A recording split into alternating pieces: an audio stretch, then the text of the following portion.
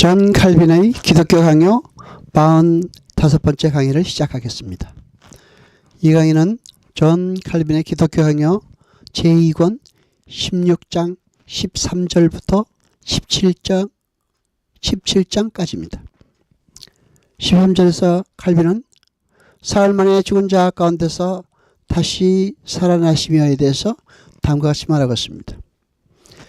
그리스도의 십자가와 죽음과 그 시체의 매장에서 나타남은 것은 무력함 뿐이므로 믿음은 이 모든 것을 초월해서 그 완전한 힘을 얻어야 한다는 것입니다. 그리스도의 죽음에 의해서 우리가 하나님과 화해하며 하나님의 이른 심판대로 배상을 치르며 저주가 제거되며 벌을 완전히 받았기 때문에 우리의 구원이 실현됐다는 것입니다. 그러나 우리는 그 상황 하에서 어디에서 우리의 벌이 면제됐는가를 생각해 봐야 됩니다.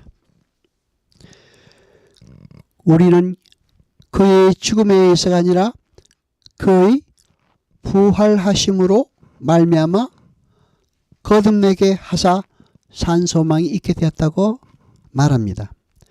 베드로전서 1장 3절의 말씀입니다. 그리스도께서 부활하심으로써 죽음에 대한 승리자가 되신 것 같이 우리의 믿음이 죽음을 이기는 것도 오직 그의 부활이 있었기 때문입니다. 그 자신이 죽음에 굴복해 버리셨다면 어떻게 죽으심으로써 우리를 죽음에서 해방하실 수 있었겠습니까? 그 자신이 싸움에 지셨다면 어떻게 우리를 위하여 승리를 얻어주실 수 있겠습니까? 그러므로 우리는 우리의 구원의 내용을 그리스도의 죽음과 부활로 나누어 그의 죽음에 의해서 죄가 말소되고 죽음이 말소되었으며 그의 부활에 의해서 의가 회복되며 생명이 소생되었다고 할 수 있습니다. 그래서 그의 부활의 덕택으로 그의 죽음은 우리 안에서 그 권능과 효력을 나타낸 것입니다. 그러므로 바울은 로마서 1장 4절에서 그리스도의 부활 자체에 의해서 우리가 하나님의 아들로 인정되었다라고 말하고 있습니다. 우리의 육을 죽이는 일은 그의 십자가에 참가하는 데 달렸다고 우리는 이미 알고 있습니다. 우리는 그의 부활에서도 거기에 부합하는 혜택을 받는다는 것을 알아야 합니다. 14절에서 하늘의 오르사에 대해서 칼빈은 다음과 같이 이야기하고 있습니다. 그는 육신으로 계시지 않는 문제로 그들을 위로하시면서 그들을 고와 같이 버리지 않고 눈에는 보이지 않으나 더 좋은 방법으로 그들에게 다시 오시겠다고 말씀하셨습니다. 요한복음 14장 18절로 19절까지입니다. 15절에서 칼빈은 아버지 우편에 앉아 계시다에 대해서 다음과 같이 말하고 있습니다. 사도는 이렇게 해석의 발언을 했습니다. 아버지께서 그리스도를 자기 오른편에 앉히사 모든 정사와 권세와 능력과 주관하는 자와 이 세상뿐 아니라 오는 세상에 일컫는 모든 이름 위에 뛰어나게 하시고 에베소서 1장 20절로 21절까지입니다. 또 고린도전서 15장 27절을 보면 만물을 저의 발 아래 두셨다라고 했습니다. 갈비는 16절에서 그리스도의 승천이 우리에게 믿음에 연관된 혜택에 대해서 다음과 같이 얘기하겠습니다. 에베소서 2장 6절입니다. 그래서 우리는 소망만으로 하늘을 기다리는 것이 아니라 우리의 머리이신 그리스도 안에서 이미 하늘을 차지하고 있다고 말하고 있습니다. 어떤 의미에서 사도는 우리에게 그리스도 예수 안에서 하나님과 함께 우리가 하늘에 앉아 있다는 결론을 말하고 있습니다. 이것이 에베소서 2장 6절에 기록되어 있습니다. 우리는 그리스도 예수 안에서 하나님과 함께 하늘에 앉아 있는 것입니다. 17절에서 갈비는 저리로서 산자와 죽은 자를 심판하러 오시리라에 대해서 다음과 같이 이야기하고 있습니다. 그는 승천하신 때와 같이 보이는 형태로 하늘에서 내려오실 것이라는 겁니다. 그리고 그의 나라의 형용할 수 없는 수험성과 영생불세의 광채의 신성한 무한한 권능과 함께 일단의 수호 천사들을 데리고 모든 사람에게 나타내실 것이라고 말합니다. 우리는 그가 그날에 저리로서 우리의 구속자로서 오시는 것을 기다리라는 명령을 받았습니다. 오시면 양과 염소, 선택된 자와 버림받은 자를 분리하실 것입니다.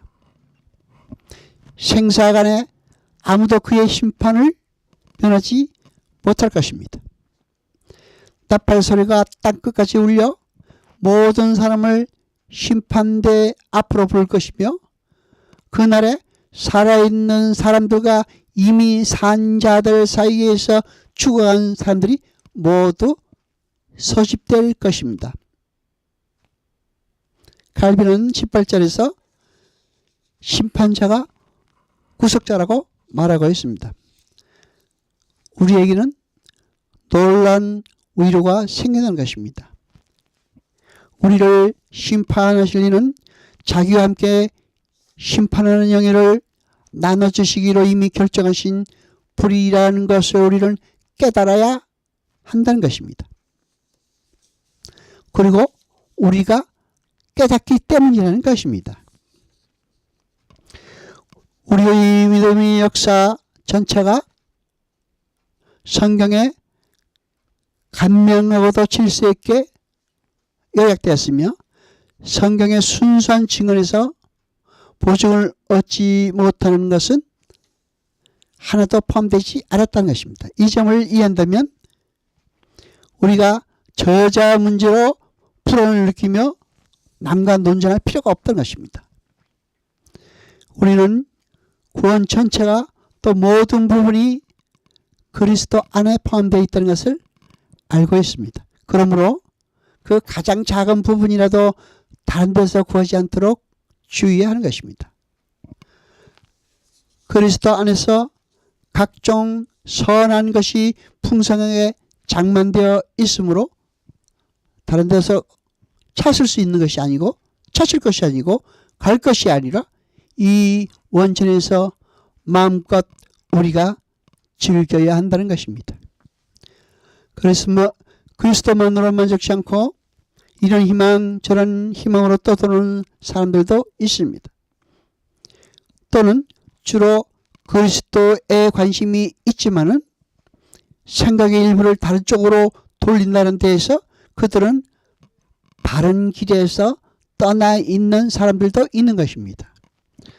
사람들이 그리스도의 풍부한 축복을 참으로 안다면 이런 불신이 잠입하지 못할 것입니다. 제 17장으로 넘어가겠습니다. 그리스도께서 자기의 공로로 하나님의 은총과 구원을 우리에게 얻어주셨다고 하는 것은 정당한 주장입니다. 그리스도의 공로는 하나님이 값없이 주시는 은총을 배제하지는 않고 않으면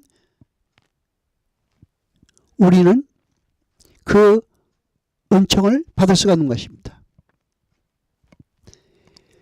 그리스도의 공로는 그 은총에 앞선다고 볼 수가 있습니다. 예정과 은총의 가장 밝은 빛은 인간으로서의 구주 예수 그리스도인 것입니다.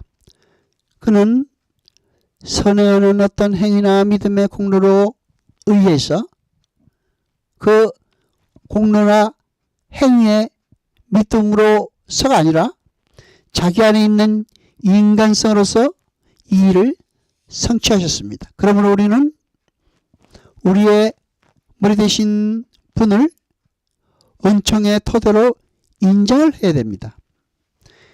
이 은총은 머리로부터 모든 지체 각각 그 분량에 따라 확산되어 갑니다.